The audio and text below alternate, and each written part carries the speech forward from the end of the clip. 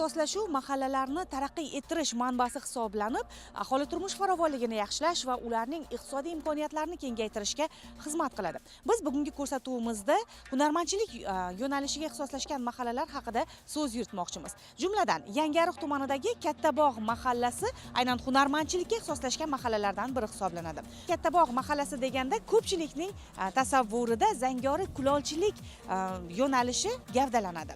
20-asr boshlarida taraqqiy etgan mana shu kulolchilik san'ati Xorazm viloyati bo'yicha olib qaraydigan bo'lsak, Ko'hna Urganch, Xonqa tumanining Madir qishlog'i hamda Yangiariq tumanida keng rivojlangan va bugungi kungacha usta hunarmandlar tomonidan sayqallanib, yangicha va zamonaviy uslublar bilan uyg'unlashtirilgan holda davom ettirib kelinayotgan markaz bu Yangiariq kulolchilik markazi hisoblanadi.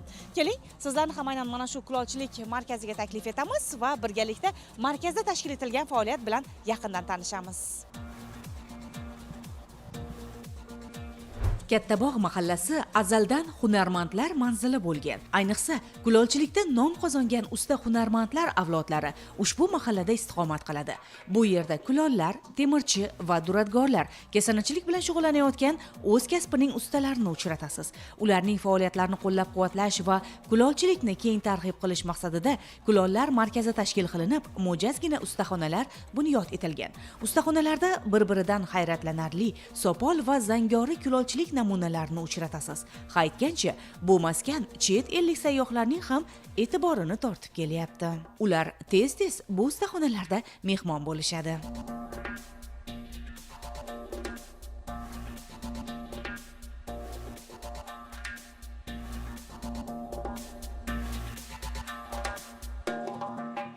Bilishimizcha, aksariyat ko'pchiligi, mahalla fuqarolarining aksariyat ko'pchiligi hunarmandchilik bilan shug'ullanadi, to'g'rimi? Ularning iqtisodiy imkoniyatlarini kengaytirish va mahalla drayverini rivojlantirish bo'yicha so'nggi paytlarda qanday ishlar amalga oshirildi, qanday yangiliklar kuzatilyapti? Mahallamizda asosan 5000 dan ziyod aholimiz mavjud. Aksariyati bizlarni drayverimiz o'zi birinchi hunarmandchilik bo'lganligi sababli hunarmandchilik bilan shug'ullanadi. 50% dan ziyod aholimiz shu hunarmandchilik bilan shug'ullanib kelmoqdalar ham hozir ham. Ustoz shogird an'anasi davom qilib turibdi. Mana zangori kulolchilik bizada rivoj topgan. Bu zangori kulolchilik bizada o'rta asrlardan rivojlanib kelayotir. O'rta asrlar tarixini nazarda tutadigan bo'lsak, 3 joyda zangori kulolchilik rivojlangan. Bu Ko'hna Urganch zangori kulolchiligi, Kattabog', Yangiariq Kattabog' kulolchilik markazi hamda Xonqa Madir zangori kulolchilik rivojlangan. Hozir ham shu zangori kulolchilik mahsulotlarini ishlab chiqarib dunyoga dong'i yetib, masalan, yaqinda bo'lib o'tgan Arabistonda bo'lib o'tgan yarmarkada mana Rahimov Odilbek kulolimiz boshchiligida festivalda ishtirok etib keldilar. Hozir ham shu mahsulotlarni ishlab chiqarish kundan-kun rivojlanib, shu an'ana otadan bolaga bu meros bo'lib kelayotgan an'anamiz ustoz shogird an'anasi sifatida rivojlanib kelayotir. Hunarmandlar xonadonlardan ishlab chiqaradilar. O'zlarini mahsulotlarini butun viloyatimiz bo'yicha, hatto Qoraqalpog'iston bilan realizatsiya qiladilar, ya'ni sotadilar. Albatta ishlab chiqaruvchi mahsulotini sotsa, undan daromad olsa, yanada ko'proq rivojlanishina sabab bo'ladi. Shu aholimiz shundan foydalanib kelyaptilar, yillar davomida unumli foydalanib va kam bo'lmadilar. Mahallada ishsiz fuqarolar nechdan tashkil etadi? Ishsiz fuqarolar bizada 50 tadan ziyodroq fuqaromiz ishsiz. Ularni ham hozir endi hunarmandlar mana shu ishlab chiqarishini jalb qiladilar. Ya'ni shogird sifatida ularni ham qabul qilib, bu yerda band bo'ladi. Demak, daromadsiz inson o'zi bo'lmaydi, to'g'rimi? Albatta.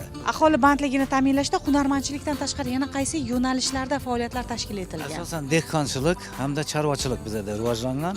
Chorvachilikda hamma yo'nalishidan, masalan, hozir bizada faqat bir tuyachilik, otchilik bo'lmaydi, yo'q. Boshqa sohalarimiz rivojlangan. Quyonchiligimiz ham rivoj topgan. Hozir uylarida quyonlar 200 talab quyon boqib o'tirgan xonadonlarimiz bor. Bunday xonadonlar ko'p. O'zini o'zi shu go'sht bilan ta'minlab, ham bozor ham bemalol sotib o'tiribdilar. Undan daromad olib o'tiribdilar. Shu oilasini rivojlanishina, iqtisodiy rivojlanishina hissa qo'shib turibdilar. Dehqonchilikdan hozir dehqonlarimiz hamma xonadonlarni ekish ishlari boshlab yuborilgan.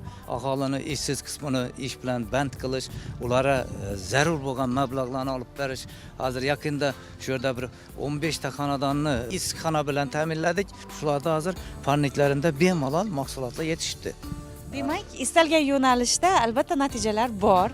Mahsulot o'zlarida yetishtirilyapti, sotilyapti. Nafaqat viloyatimiz, balki qo'shni respublikalarga ham, xorij davlatlariga ham aynan mana shu mahallada tayyorlanayotgan oziq-ovqat va nooziq-ovqat mahsulotlari eksporti yo'lga qo'yilgan. Keling endi ustakulollarning faoliyatlari bilan yaqindan tanishamiz.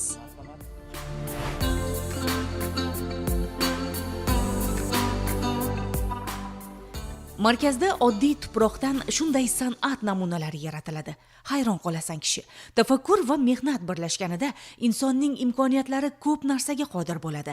Ijod ustaxonasida esa qo'l mehnati bilan oila tebratayotgan, xonadoniga yaxshigina daromad kiritayotgan usta kulollar tinim bilmay ishlashadi. Bahodir Otajonov sulolasining 7-avlod ustasi. Bolaligidan tuproq va loy tilini o'zlashtirgan kulol endilikda uni san'at darajasigacha yetkaza olgan. Ustaxonada nafaqat sopol va zangori kulolchilik namunalari ishlab chiqariladi. Bundan tashqari koshinchilik ham taraqqiy etgan. Suratlarda esa ana shu koshinlar bilan bezatilgan bino va inshootlar haqida bilib olishingiz mumkin. Hozir shu kasb bilan astoydil shug'ullanib, ota-bobolarimizdan o'rganib kelgan narsalarni, ishlarni shu hozir avlodga o'tkazish maqsadida mana o'g'illarimizga, nabiralarimizga bilgan sir-asrorlarimizni o'rgatib kelyapmiz. Shogirdlaringiz ham bormi? Mahalladan boshqa yoshlar ham qiziqish bildirib kelishadimi? Kelishadi albatta. Mana bir qancha shogirdlarimiz bor. Ular ham hozir o'z ish faoliyatini davom ettirib kelyaptilar. Bu kasb o'rganish bo'yicha to'garaklar bor. Mana maktab o'quvchilari kelishadi. To'xtab qolmaydi-da. Nasib qilsa bu to'xtab qolmaydi. Shu kasbda elga, yurtga tanildik. Mana bu hurmat e'tibor, mana hukumatimizni e'tiborlariga tushib, shuhrat medallari oldik. Mana ko'p chet mamlakatlarga, ko'rgazmalarga chiqamiz. Hamkasblar bilan tanishamiz. Mana respublikamizda bo'ladigan barcha tadbirlarga qatnashamiz. Shunday ko'p joylarda ishlarimiz bor. Shularni ko'rib faxrlanamiz. Katta ishlar bilan ham shug'ullanamiz. Mana koshin, mana katta vazalar, nimalar qilamiz. Buyurtmalar ko'p. Mana hozir mana ichki turizm nimasiga katta e'tibor bo'lyapti. Mehmonxonalar qurilyapti. Shu mehmonxonalarni shu koshin bilan bezashda, mana shunday idish har xil nimalar bilan ta'minlashda shunday zakazlarimiz bor, shularni ishlayapmiz.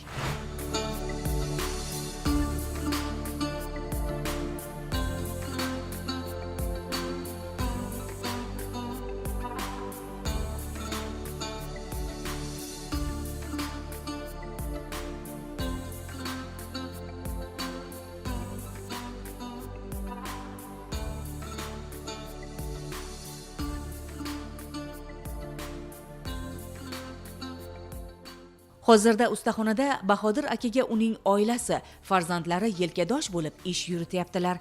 Demak, Otajonovlar sulolasining 8 va 9 avlod vakillari ham hunarni davom ettiryapti. Farzandlarini faqat kasbning amaliy jihati bilan cheklanib qolishini istamagan usta kulol ularni oliy ta'lim dargohida o'qishi, hunarning ilmini mukammal egallashiga ko'mak beryapti.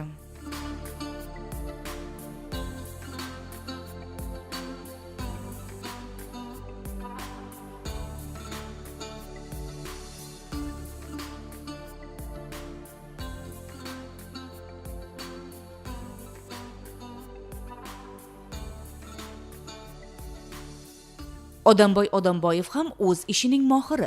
Bolalik paytidan kulolchilikka mehr qo'yib, uni mukammal o'rganishga erishdi. E'tiborlisi, bu ustaxonada Kattabog' mahallasidagi ijtimoiy daftarga ro'yxatga kiritilgan fuqarolarga kasb o'rgatilyapti. Ularning ham ish bilan band bo'lishi, halol mehnat bilan daromadga erishishiga sharoit yaratilgan. Bu zangori kulolchilik namunasi Odamboy? Zangori kulolchilik. Oddiy sopol kulolchilik namunasidan qanday farq qiladi? Oddiydan farqi ko'p. Endi ranglarida farq qiladi, Sifatida ham farq qiladi. Bu ustaxonangizda necha xil turdagi kulolchilik namunalari bugungi kunda ishlab chiqarilyapti? Ustaxonamizda bir 30-35 tur narsalar ishlab chiqarilyapti. Va chiqarilayotgan mahsulotlar qayerlarga ko'proq sotilyapti? Xorazm hududiga ham Qoraqalpog'iston respublikasiga chiqarib turibmiz. Ayolim ham o'zi kulol. Unga ham 10 ta qiz ajratilgan, men o'zimga ham 10 ta qiz ajratilgan. Shularni kasb o'rgatib turibmiz.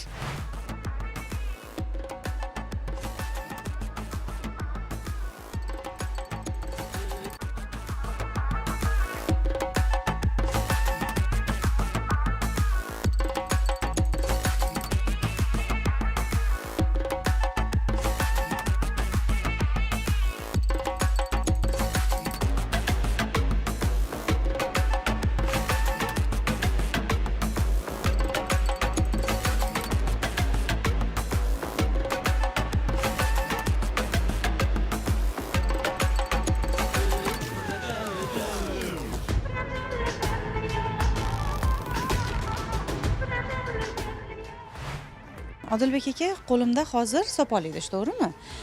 Buni inson salomatligi uchun foydali jihati juda ko'p deb eshitganmiz. Aynan mana shu sopol idishda suv yoki choy ichiladigan bo'lsa, salomatlik uchun koni foyda deyishadi. Ham tarkibi ham o'zgarmaydi, shundaymi? O'rinli savol berdingiz. Bizning asosiy ishimiz shu tuproqdan loy tayyorlab, sopol idish tovoq ishlab chiqaramiz. Qo'lingizdagi shu mahsulot ata bobomizdan meros qolgan. Oldinlari shu sopol idish tovoqlarda ovqatlanishgan, choy ichishgan. Aholi uchun ham, kelgan sayyohlar uchun ham juda ma'qul tushyapti. O'zingiz necha yillik hunarmandchilik faoliyatiga egasiz? Turalla sulolasining 6-avlodiman. Men 12 yoshimdan shu dadamning oldida loy tayyorlab berib, ularning ishlagan ishlarini ko'rib, o'rganib, taassurotlar qolgan menda. Hozir oilangiz bilan mana shu yerda faoliyat olib boryapsiz.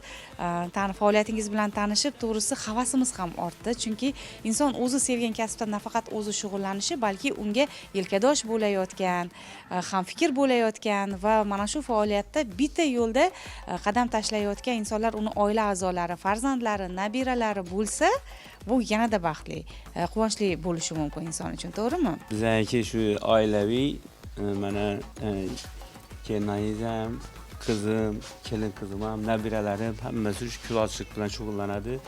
O'g'lim hozirgi kunda Urganch davlat universitetining 2-kurs talabasi zangari kulolchilik bo'yicha o'qiyapti. Ustaning kichik qizi Barno Rahimova ham ota izidan borib, kulolchilikda zo'r muvaffaqiyatlarga erishgan hunarmandlardan biri. Uning boshchiligida mahalladagi ayollar daftarida bo'lgan xotin-qizlar kulolchilikka o'qitilgan.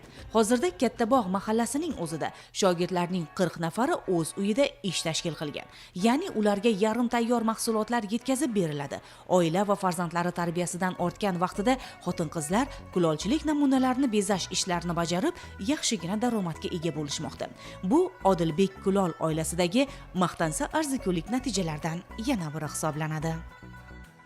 Ustaxonangizda maqtanib aytadigan va faxrlanib aytadigan jihatlar yoki bo'lmasa namunalar haqida bizga aytib o'tsangiz, nima bilan bizni hayron qoldira olasiz mana shu ustaxonangizdagi bor mahsulotlardan? Birinchi, mana qo'lingizda oldingiz bu yangi ijodim choyxonalarga, mehmonxonalarga, restoranlarga buyurtma berishyapti. Bu birinchisi. Ikkinchisi, ota bobomdan meros, dadamni qilgan naqshlari esimda qolganini yangi ijod qilib boshladim. Bu eski naqshlarmi shunda? Bu ota bobomizni ishlagan naqshlari. To'xtab turganda mana shu ham yodgorlik sifatida ham shularning ishlaridan, shular o'rgatgan ijodlaridan faxrlanganim holda bir ikkitasini namuna qilib ko'rdim, pishirib, sayyohlar kelib, o'zimizning mahalliy xalq uchun mana shu ota bobomizdan qolgan naqshlar ma'qul keldi. Bu kichkina xumcha, lekin bu noodatiy. Bu yerdagi qanaqa nimaga deb so'rashingiz mumkin. Bu pishib chiqqandan keyin stol chirog'i bo'ladi, qo'yamiz, keyin Mana kapkağı, bu kapkağı tepesi hem teşik. Bu yerden tok simi kiredi, körünmedi. Bir yerden çıkardı, bir yerde plafonu buladı. Bunu Rossiyaga zakaz qilishdi. Meni o'zimni o'zlari keldi, o'zlari kelgan paytda shu xumni ko'rsatib, qanday nima qilsak bo'ladi deganda, men shu xumni ko'rsatdimda, shunaqa qilsa bo'ladimi dedim, ma'qul keldi deb sevinishib, Xudo xolasa keyingi hafta tayyor bo'ladi. Rossiyaga o'zim yetkazib beraman. Hech qanday nimasiz. Ijodingizga talabgorlar va qiziquvchilar va buyurtma beruvchilar faqat respublikamiz yoki viloyatimiz yoki respublikamiz emas, boshqa chet davlatlardan ham bo'lyapti. Usta shogird an'anasini ham rivojlantirdim. Xudo xolasa yana taklif tushyapti, shu yoshlarni, ayollar daftaridagi xotin qizlarni shu kulolchilik sohasiga o'rgatish bo'yicha taklif katta maktab tashkil qilinib, usta shogird maktabi bo'ladi, xudo xolasa.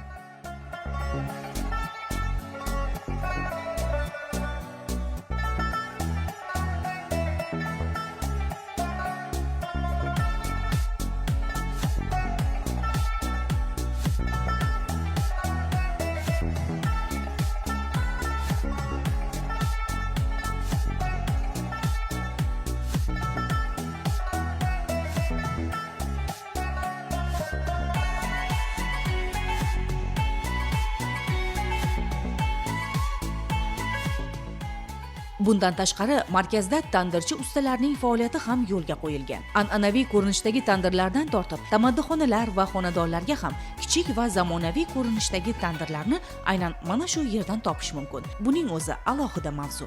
Ko'rsatuv avvalida aytganimizdek, nafaqat kulolchilik markazida, balki mahalladagi xonadonlarda ham ko'plab hunarmandlarimiz mehnat qilishyapti.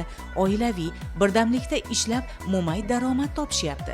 Ixtisoslashuv o'zining ijobiy samarasini berib, hunarga mahalla iqtisodiyotining asosiy yo'nalishi sifatida ham qaralayotgani bejizga emas.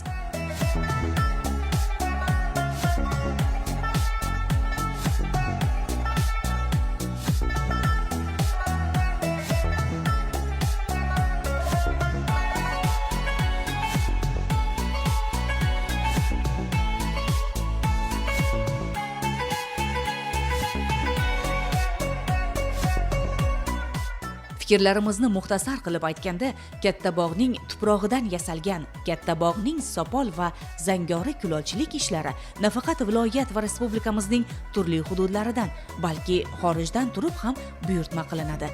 Demak, chekka bir manzilning kichik mahallasida turib, yurtimiz hunarmandchiligi dunyoga tanitilyapti. Bunga hissa qo'shayotgan usta kulollarimizga hormasinlar, ishingizga baraka deya manzildan uzoqlashdik.